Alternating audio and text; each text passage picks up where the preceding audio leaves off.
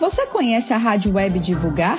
Somos uma rádio espírita que funciona com uma intensa programação musical e informativa durante 24 horas. Para ouvir a rádio, basta acessar o site www.divulgar.net.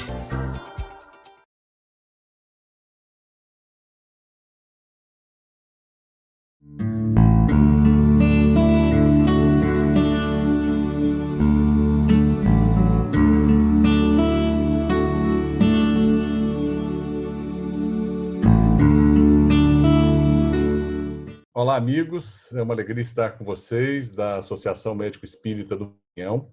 Eu sou Jorge Dyer, eu sou secretário-geral da Associação Médico Espírita do Brasil. E hoje, a convite generoso dos amigos, nós estaremos juntos para um pequeno estudo, um estudo árduo, é um tema que não é fácil, não é agradável, mas é importante. A gente vai falar brevemente sobre vampirismo na obra de André Luiz. Por que brevemente? Porque esse assunto renderia estudo de semanas. E é um estudo que tem implicações. Então, é um estudo que permite que a gente faça algumas ilações sobre saúde mental, sobre vícios, conceitos de André Luiz como possessão partilhada. A gente não vai trabalhar isso hoje, a gente vai dar uma visão geral. Mas, por isso, nós pedimos a compreensão de vocês e vamos entrar em sintonia, fazer a nossa prece, rogar a Jesus que nos abençoe, esteja conosco, Senhor. Ampara-nos e proteja-nos nesse instante. Se presente em nossas vidas, nos ilumine e guarde. Muito obrigado, Jesus, por tudo que tem nos dado, pela paciência, com as nossas imperfeições, pela misericórdia que nos sustenta. Se presente, abençoa a nossa Associação Médico Espírita do Maranhão, Associação Médico Espírita do Brasil, os propósitos do bem, e que a tua paz nos guie sempre. Nós vamos, então, falar sobre o vampirismo na obra de André Luiz, e nós temos que começar com uma definição, né? O que é vampirismo? E nós vamos lá em Missionários da Luz, encontramos o que ele chama de vampiro, né? E Alexandre vai dizer que apenas cumpre considerar que entre nós, vampiro é toda entidade ociosa que se vale indebitamente das possibilidades alheias, e em se tratando de vampiros que visitam os encarnados, é necessário reconhecer que eles atendem aos sinistros propósitos a qualquer hora, desde que encontrem guarida no estojo de carne dos homens. Nós vemos aqui uma definição que é ampla, porém extremamente profunda, porque fala do nosso comportamento, né? Toda entidade ociosa, aquela que não está aproveitando a lei do trabalho e que se vale das possibilidades alheias, sem que sejam convidados. Essa é uma definição que serve para nós encarnados. Nós podemos ser vampiros dos outros também. Mas quando se trata de vampiros desencarnados, aqueles que vêm nos visitar, Alexandre nos lembra que eles atendem a sinistros propósitos deles, mas que também estão em nós, porque eles têm que encontrar guarida no estojo de carne dos homens. Mas lá em Evolução em Dois Mundos, nós vamos ver André Luiz dizer que em processos diferentes, mas atendendo aos mesmos princípios de simbiose prejudicial, André Luiz aqui está falando da simbiose, né? Em Evolução em Dois Mundos, ele fala da evolução biológica que acontece com os encarnados, mas a preparação também, os dois mundos, o mundo físico e o extrafísico. Então a gente vê a evolução biológica dos encarnados planejada no plano espiritual e essa interação, o que ela propicia. Então ele faz uma série de similitudes, ele busca similitudes com a evolução biológica, e ele vai dizer que em processos diferentes, mas atendendo aos mesmos princípios de simbiose prejudicial, encontramos os circuitos de obsessão e de vampirismo entre encarnados e desencarnados. Desde as eras recuadas em que o espírito humano, iluminado pela razão, foi chamado pelos princípios da lei divina a renunciar ao egoísmo e à crueldade, à ignorância e ao crime. Ou seja, desde épocas recuadas, quando a consciência começa a se individualizar, quando o ser começa a ter consciência de si próprio, a autoconsciência. Isso caracteriza o espírito, a autoconsciência. E nesse livro, Evolução em Dois Mundos, André Luiz nos fala da história natural do vampirismo e ele traz um conceito chamado de mentossíntese. A gente não vai encontrar esse conceito em livros de filosofia, ou filosofia da ciência, ou filosofia da consciência. Mas nós encontramos em André Luiz no livro Evolução em Dois Mundos. E o que significa mentossíntese? A gente vai tentar trazer aqui, trazer as ideias de André Luiz em Evolução em Dois Mundos e os conceitos que ele nos traz, e a gente vai tentar comentar um pouquinho a respeito. Baseados na troca de fluidos mentais multiformes, através dos quais emite as próprias ideias e radiações, assimilando as radiações e ideias alheias. Ou seja, começa numa troca de fluidos mentais multiformes. Ou seja, emite-se ideias, essas ideias são absorvidas, são rebatidas, refletidas para o emissor, ou seja, nós temos dois emissores e dois receptores que começam a interagir no campo mental.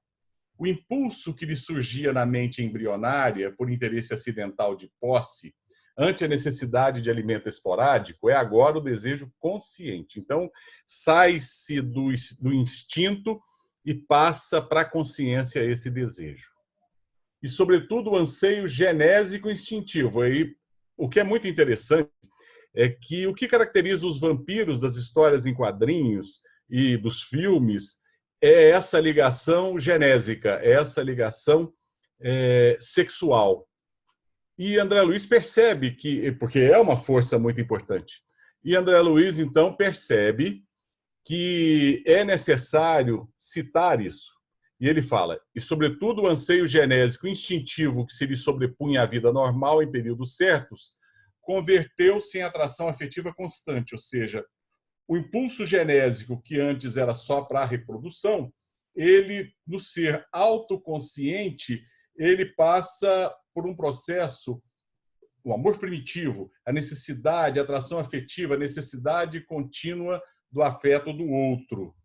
Isso tudo é o que ele chama de mentossíntese. E aí ele continua.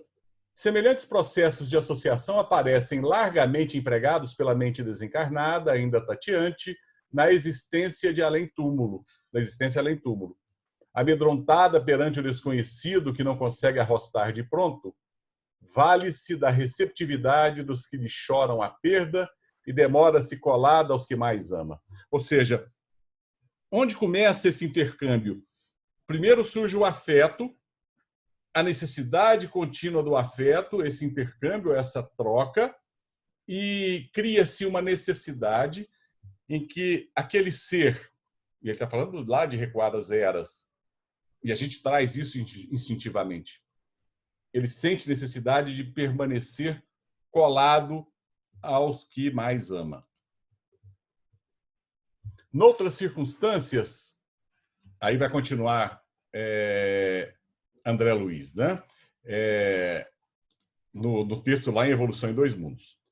Noutras circunstâncias, porém, efetua-se a simbiose em condições infelizes, nas quais o desencarnado permanece eivado de ódio ou perversidade enfermiça aos pés das próprias vítimas, inoculando-lhes fluidos letais, seja copiando a ação do cogumelo que se faz verdugo da orquídea, impulsionando-a a situações anormais, quando não lhe impõe lentamente a morte, seja reproduzindo a atitude das algas invasoras no corpo dos anelídeos, conduzindo-os a longas perturbações, fenômenos esses, no entanto, que capitularemos com apontamentos breves em torno do vampirismo, como responsável por vários distúrbios do corpo espiritual, a se estamparem no corpo físico. Aqui, de novo, ele faz analogia com situações dos reinos inferiores, onde há uma simbiose perversa, e essa simbiose perversa, no caso do vampirismo, ele começa com um afeto, e a gente tem que perceber o seguinte, que amor e ódio convivem continuamente no nosso psiquismo, né? Na evolução da nossa consciência, a gente tem o afeto e a gente consegue conviver com ódio e amor ao mesmo tempo. E André Luiz fala que o desencarnado, ainda eivado pelo ódio, com mente enfermiça, ele acaba atuando como um invasor. Esse é o processo que ele vai chamando de mentossíntese. E ele continua.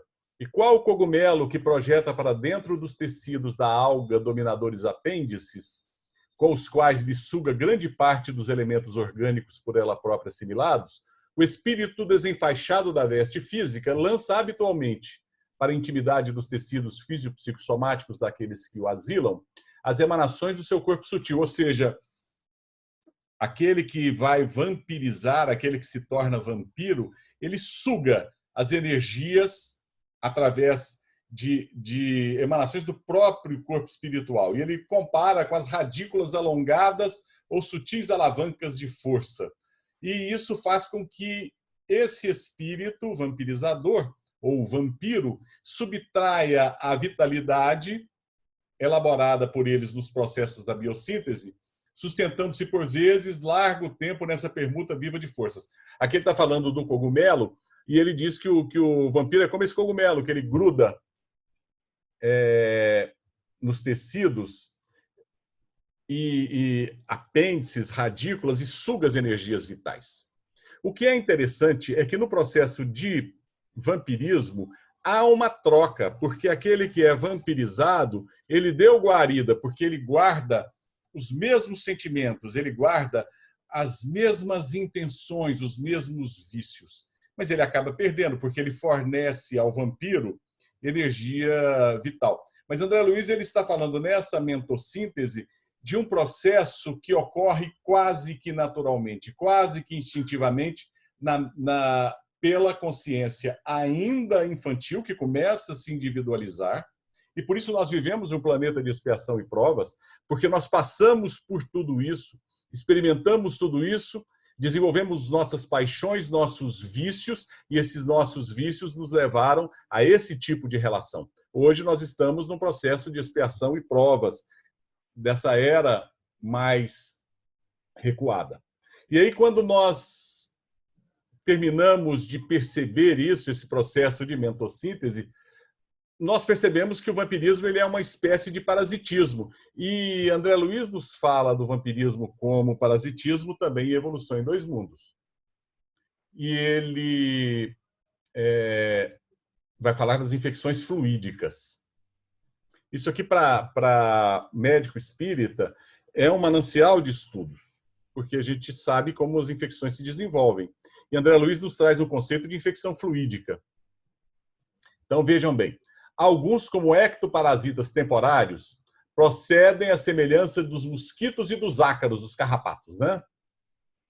Absorvendo as emanações vitais dos encarnados que com eles se harmonizam, aqui e ali. Mas outros muitos, quais endoparasitas conscientes, ou seja, endoparasita, aquele que vai parasitar profundamente, né?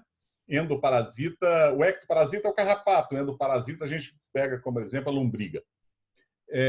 Quais endoparasitas conscientes, após se inteirarem dos pontos vulneráveis de suas vítimas, porque o vampiro ele não precisa ter uma relação afetiva hoje com as suas vítimas, porque na medida em que ele está viciado naquelas energias e naquele tipo de emanação que a sua vítima atual emite, porque ele também tem esses vícios, a sua vítima atual, a sua vítima encarnada, ele busca essa vítima por similitude, né? Então, eles se inteiram dos pontos vulneráveis das vítimas e segregam sobre elas determinados produtos filiados ao quimismo do espírito e que podemos nomear como simpatinas e aglutininas mentais. A glutinina é interessante porque a glutinina, na biologia, são substâncias produzidas pelo organismo para fazer uma repulsa a alguns ataques. Por exemplo, aglutininas de plantas, elas estão presentes principalmente nas sementes, e elas promovem, quando um inseto ataca essa planta, e a planta, para se preservar, ela tem essas aglutininas que provocam uma ação neurotóxica em alguns insetos. Isso faz com que o inseto se paralise, porque atua no sistema nervoso central. E no sistema nervoso do inseto, né? Não central especificamente. Então, André Luiz ele traz esse termo de aglutinina mental, simpatina mental, que é emanada da mente desses vampiros. Produtos esses que subrepticiamente ele vai produzindo, emanando, e a pessoa vai absorvendo. Eles modificam a essência dos próprios pensamentos a verterem contínuos dos fulcros energéticos do tálamo no diencéfalo.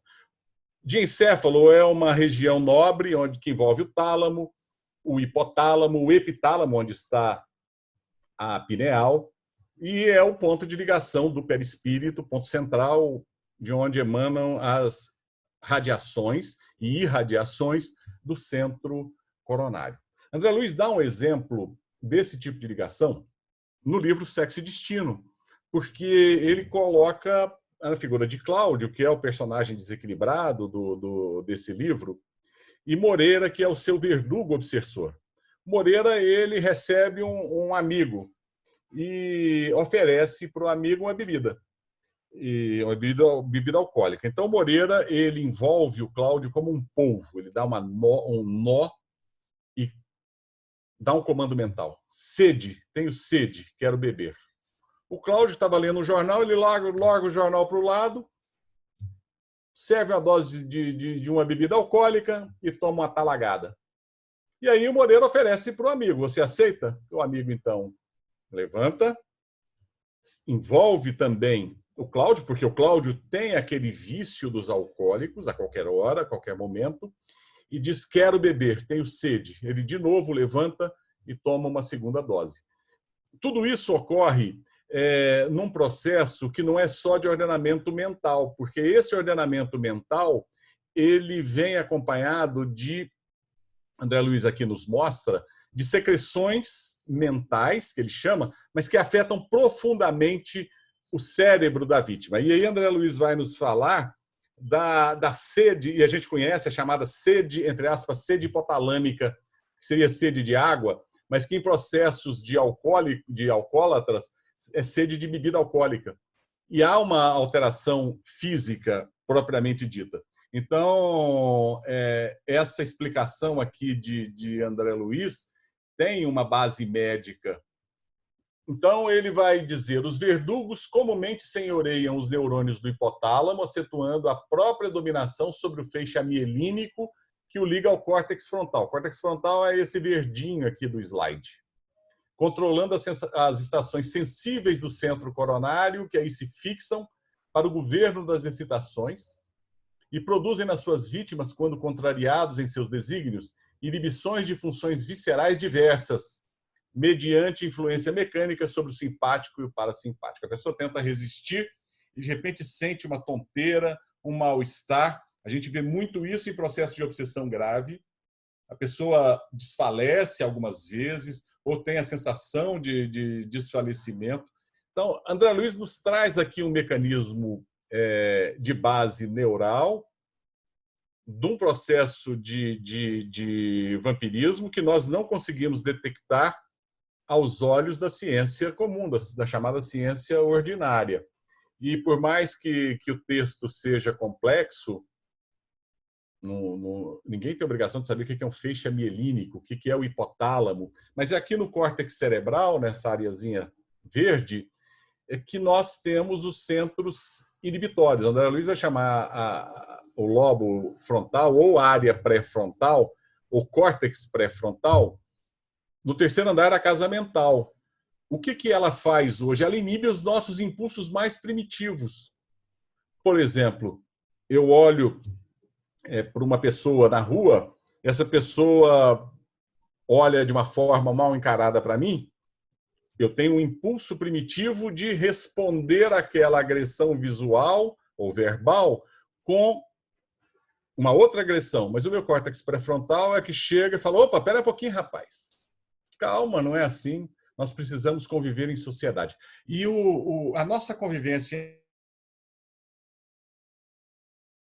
conseguimos ter regras e leis muito superiores às regras das comunidades de animais, não nos iludamos. Por exemplo, comunidades de orangotangos têm regras sociais. Comunidades de lagostas têm regras sociais, mas elas são todas instintivas. As nossas regras sociais, elas se desenvolveram num ponto de refletirmos sobre elas, no ponto de criarmos leis, de criarmos a ciência da criminologia, de criarmos punições que tendem a isolar aqueles agressores contumazes da sociedade. Tudo isso graças ao desenvolvimento do córtex pré-frontal. E é exatamente essa área que os vampiros acabam inibindo. E André Luiz também fala dos ovoides. No tocante à criatura humana, o obsessor passa a viver no clima pessoal da vítima, em perfeita simbiose mórbida, absorvendo-lhe as forças psíquicas, situação essa que, em muitos casos, se prolonga para além da morte física do hospedeiro, conforme a natureza e extensão dos compromissos morais entre credor e devedor. A criatura que perde as características do corpo perispiritual, a ponto de se tornar um ovoide, a ponto de alterar a sua forma, ele vive numa monoideia. E essa monoideia encontra guarida no seu hospedeiro encarnado, que já traz essa tensão, essa monoideia. A pessoa vive somente em função daquilo. Ele não consegue abrir a mente para outras perspectivas. E quando um vampirizador que já está auto-hipnotizado ou induzido por um terceiro e perde essa sua característica de forma do corpo perispiritual, se tornando um ovoide, e ele se cola na sua vítima, o que nós temos? Nós temos uma relação parasitária altamente danosa, porque hospedeiro e parasita passam a vibrar na mesma monoideia. E isso se prolonga segundo a natureza e extensão dos compromissos morais entre credor e devedor. E muitas vezes no processo reencarnatório, e André Luiz vai falar agora aqui da reencarnação de alguém que é parasitado, nós vamos ler com ele em Evolução em Dois Mundos. E executando o projeto de retorno do beneficiário a regressar do plano espiritual para o plano terrestre, sofre a mulher indicada por seus débitos à gravidez respectiva o assédio de forças obscuras que em muitas ocasiões se lhe implantam no vaso genético por simbiontes que influenciam o feto em gestação. Então vejam bem, essa mulher tem um compromisso com aquele espírito que já tem compromissos pesados, e ele, quando reencarna naquele processo de interação com o ovo que é o óvulo recém-fecundado, que está se desenvolvendo na forma de embrião e depois feto para vir a nascer como ser humano, nesse processo, desde a fecundação, muitas vezes ela é atacada por simbiontes que tentam sugar o feto, influenciam o feto, estabelecendo-se, então, desde essa hora inicial da nova existência, ligações fluídicas através dos tecidos do corpo em formação, pelas quais a entidade reencarnante, a partir da infância, continua enlaçada ao companheiro ou aos companheiros menos felizes, que integram com ela toda uma equipe de almas culpadas em reajustes. E aí nós vemos as reencarnações dolorosas, as pessoas que já vêm ao mundo já parasitadas, já agredidas por esse processo de interação. Não que elas sejam vítimas inocentes. Há um vínculo. E a reencarnação é necessária até mesmo para a higienização desse vínculo, para que tanto o espírito reencarnante quanto aqueles que são simbiontes espirituais possam se livrar desse processo de monoideia. E a monoideia sempre detona o cérebro de qualquer pessoa. E por isso é sempre um processo extremamente delicado. Então, quando nós falamos de vampirismo e falamos de ovoides, nós estamos falando de relações perversas entre dois seres. E nós perguntamos, então, de que os vampiros se alimentam? O que alimenta os vampiros? No livro Missionários da Luz, nós vamos ver André Luiz dizer: reconhecer-lhes o ataque aos elementos vitais do corpo físico. Então, eles atuam sugando os nossos elementos vitais.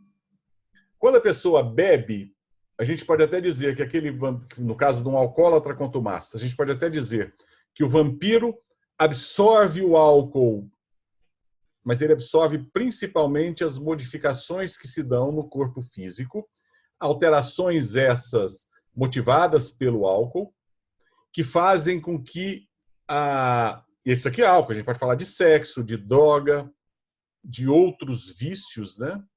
Tem pessoas que são viciadas em jogo, viciadas em brigas, tem vício, viciado em internet. Mas quando o vício está se desenvolvendo, quando o vício está pleno e a pessoa está sendo vampirizada, ela perde o controle das próprias forças, do fluido vital. Então, os vampiros se alimentam desses fluidos vitais. Então, dizer, ele bebeu o álcool, ele pode até ter aspirado o álcool, mas ele, na verdade, bebeu o fluido sexual. Ele pode até ter tido gozo sexual, mas ele, nos ninfomaníacos, né, ele, na verdade, absorve o fluido vital de sua vítima. Então, André Luiz vai dizer que ataca os elementos vitais do corpo físico, atuando com maior potencial destrutivo sobre as células mais delicadas. E as células mais delicadas que nós temos são as células do córtex cerebral. E continua lá em Missionários da Luz. E o vampirismo mantém considerável expressão, porque se o Pai é sumamente misericordioso, é também infinitamente justo. Porque Deus é Pai também daqueles que nos vampirizam.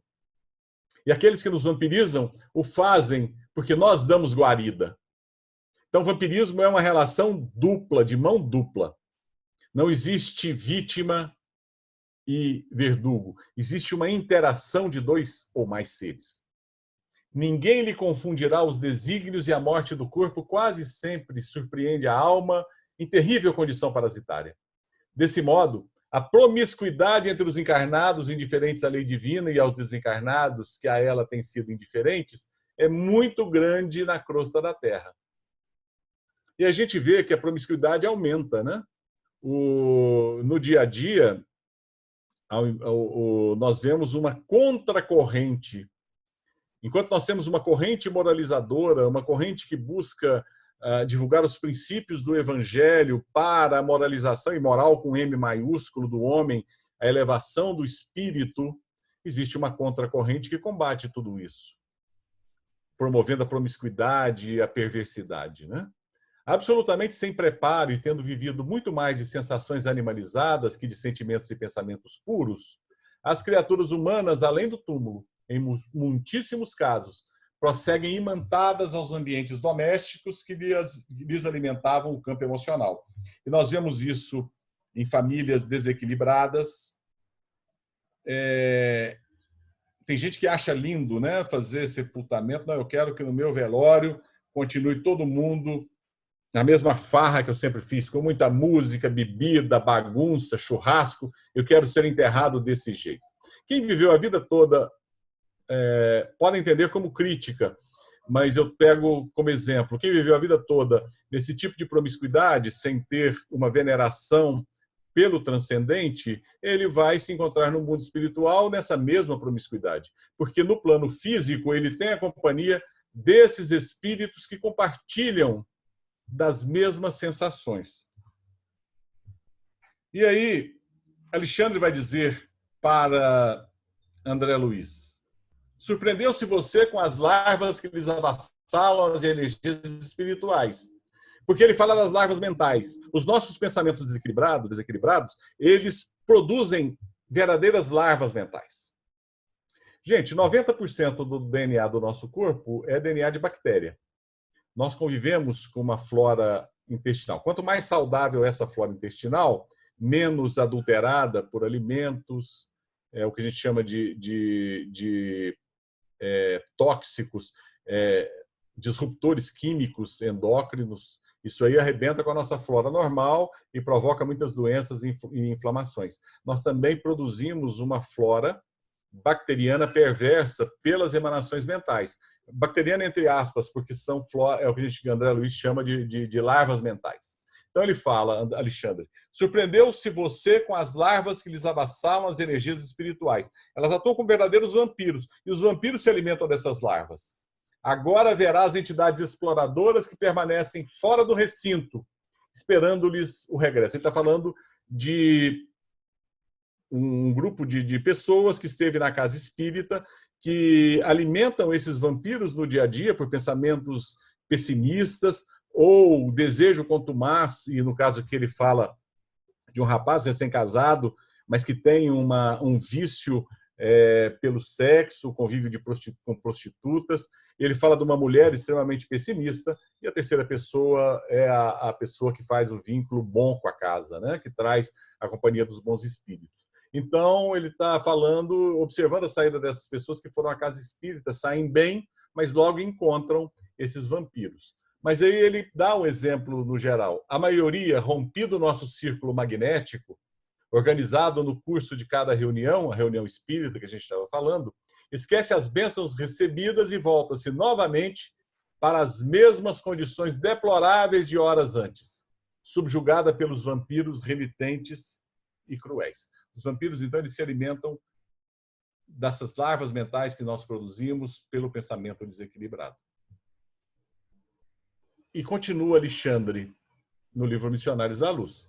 Se temos sido vampiros insaciáveis dos seres frágeis que nos cercam entre as formas terrenas, abusando de nosso poder racional ante a fraqueza da inteligência deles, e aí é o excesso, né?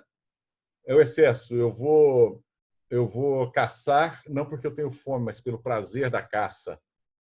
Eu vou me alimentar, não com o suficiente para o meu corpo físico, mas eu vou além da saciedade, eu vou no excesso. Eu não vou deixar o boi no pasto. Eu vou confinar o boi para que ele coma ração, não se movimente, tenha uma carne macia para o meu prazer. Alexandre está falando disso, né? Então, ele compara essas nossas ações com seres inferiores com o processo de vampirismo. E ele continua, então, dizendo: não é demais que, por força da anima humano, venha cair a maioria das criaturas em situações enfermiças pelo vampirismo das entidades que lhes são afins na esfera invisível. Então, quanto mais nós alimentamos excessos, quanto mais nós buscamos o prazer, e o prazer além da compensação, é o prazer como se fosse um prazer infinito, o prazer do desejo contínuo, o prazer que vai muito além da saciedade. Isso é extremamente tóxico, né? Nós atraímos companhia de espíritos na mesma condição. André Luiz não alivia a gente, né? Porque esses prazeres fazem parte do nosso cotidiano. Nós ainda, como espíritos inferiores, nós ainda temos, não diria necessidade, mas nós ainda temos esse hábito. É algo que nós temos que vencer na nossa jornada evolutiva. Ninguém consegue se transformar da noite para o dia. A gente tem que começar a refletir sobre isso para adotarmos atitudes salutares para o nosso espírito. E aí vai dizer ainda Alexandre: a rua, no entanto, é avelhantado repositório de vibrações antagônicas em meio de sombrios materiais psíquicos e perigosas bactérias de variada procedência. Ou seja, essas bactérias mentais que nós produzimos, elas podem contaminar as pessoas. Então, ele fala da rua, a rua cheia e tudo, há um intercâmbio. Então, aquela pessoa que está passando e, de repente, pomba, vem um pensamento diferente, não porque esse pensamento não existia nela. Estava lá no fundo alimentada, mas houve um intercâmbio, que a gente chama de intercâmbio simpático, a chamada empatia, que tanto pode ser para o bem quanto para o mal, né? Em vista de a maioria dos transeuntes lançarem em circulação incessantemente, não só as colônias imensas de micróbios diversos, mas também os maus pensamentos de toda a ordem. Ou seja, hoje em dia as multidões, elas transmitem, hoje em dia não, a vida inteira, né? Nós vemos transmissão, intercâmbio, não apenas de bactérias, de vírus, mas também de larvas mentais, de formas pensamento condensadas, extremamente vivazes, que encontram nas pessoas que têm similitude guarida. Ou seja, é interessante a gente olhar o comportamento das massas, né? Eu vou para o estádio, eu sou uma pessoa extremamente calma, mas aí eu me junto com a torcida, vou falar que é a torcida do Corinthians, porque a torcida do Flamengo é calma, né? Então eu junto ali na torcida do Corinthians, eu sou um cara extremamente calmo, tranquilo, mas ali eu me revelo, eu solto, eu grito, eu xingo, eu às vezes vou na violência, caio na pancada contra a torcida visitante, e depois de um tempo eu paro e penso, poxa vida, eu me deixei empolgar. Aquilo estava dentro de mim. Mas naquele intercâmbio ali das massas que pensam no mesmo tom, no grupo que eu estava, eu acabo me deixando levar. Isso significa que eu não tenho responsabilidade? Não, eu tenho muita responsabilidade, porque eu devo vigiar meus pensamentos e minhas ações. E só encontrou resposta em mim porque esse desejo já existia dentro de mim. Então, nós vamos falar da terapêutica dessa parasitose espiritual. E aí nós vamos lá em André Luiz, de novo, a gente vai falar só de André Luiz aqui, né? Começa a observar as manifestações do vampirismo, as quais não se circunscrevem ao ambiente dos encarnados. Quase a totalidade de sofrimentos nas zonas inferiores deve a ela a sua dolorosa origem. Criaturas desviadas da verdade e do bem, nos longos caminhos evolutivos. E nós somos essas criaturas desviadas do bem, da verdade e do bem, né? A gente está colocando no rumo por agora, exceção de várias pessoas que estão nos assistindo, inclusive nosso amigo Raimundo, que é o nosso produtor, o Amaral, que é o nosso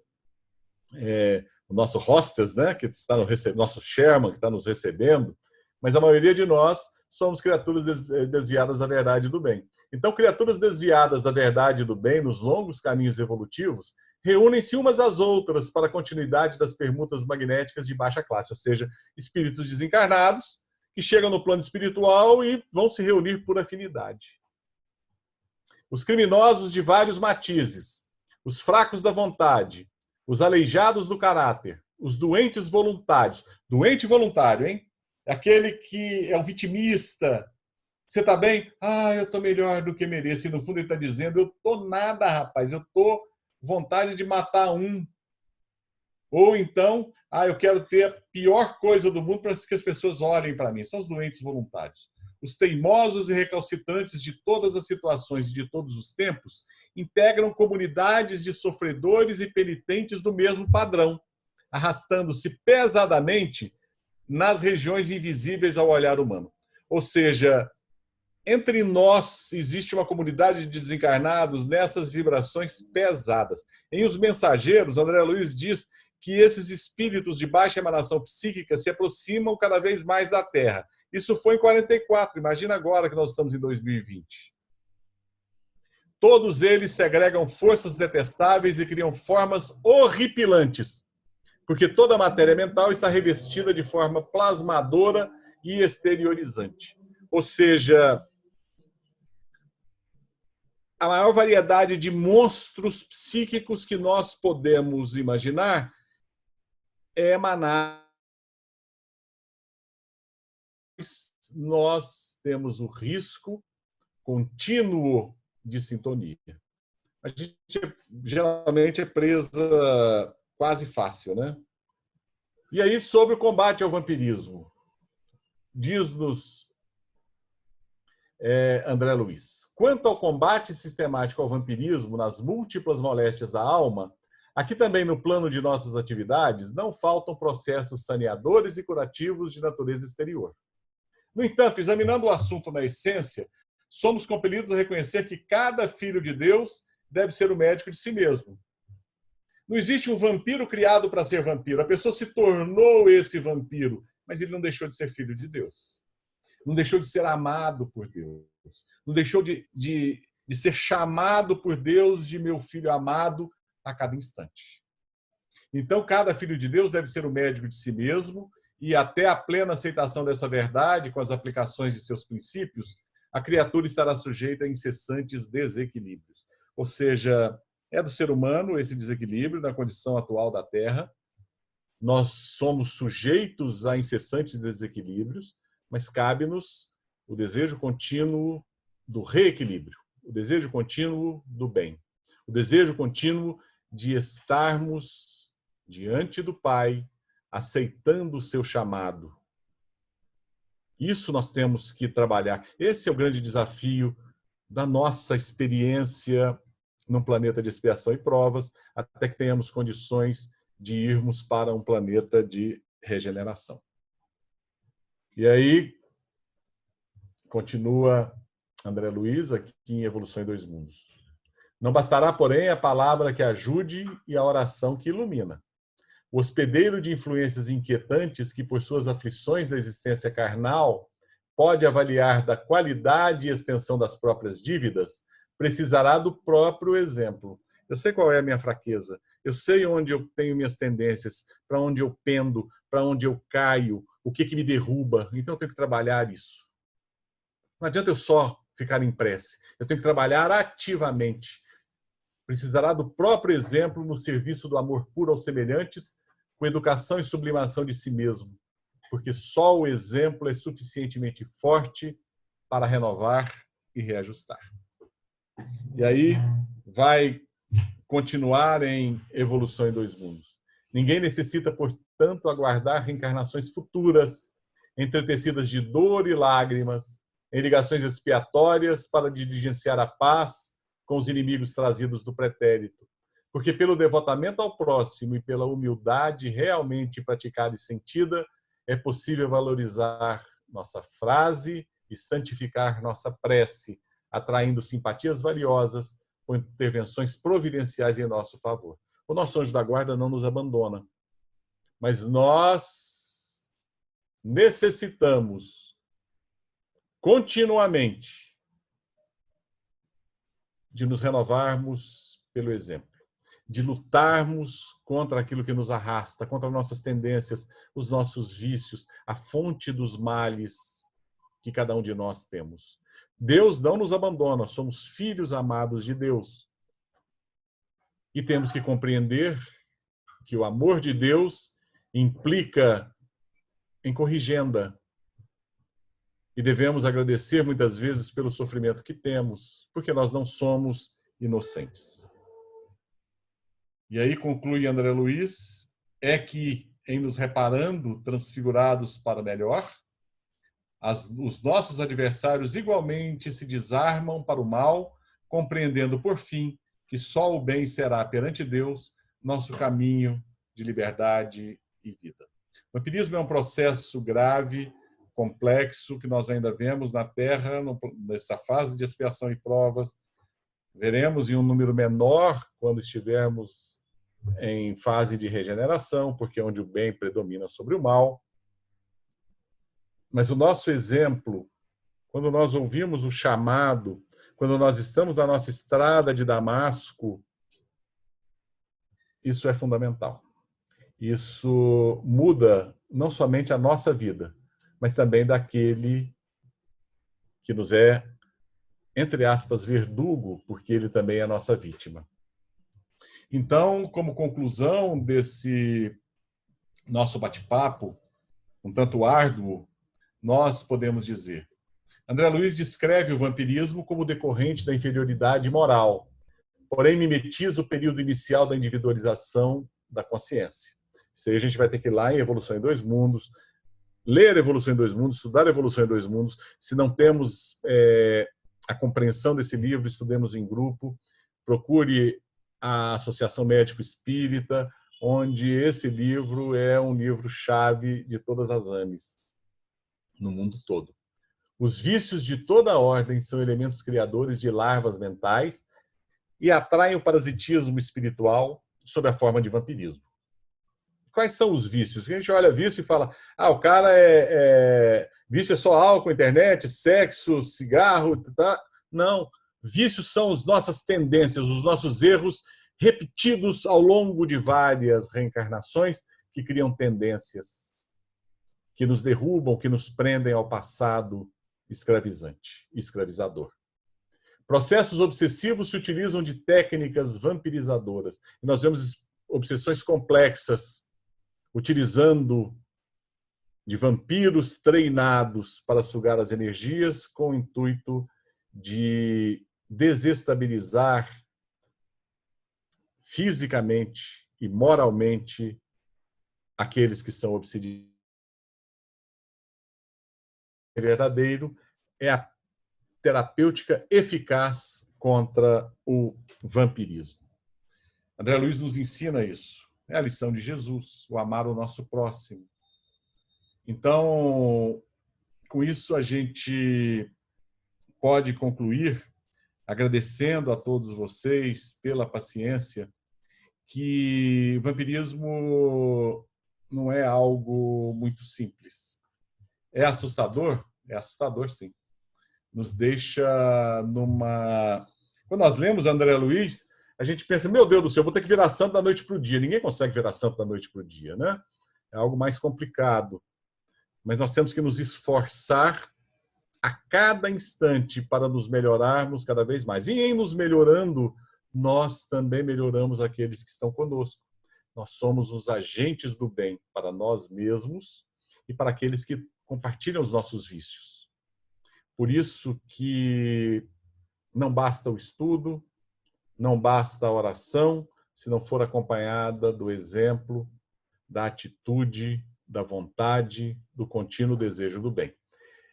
Eu agradeço a todos vocês, que Jesus nos abençoe, possa permanecer conosco, nos orientar e que os bons espíritos nos guardem sempre.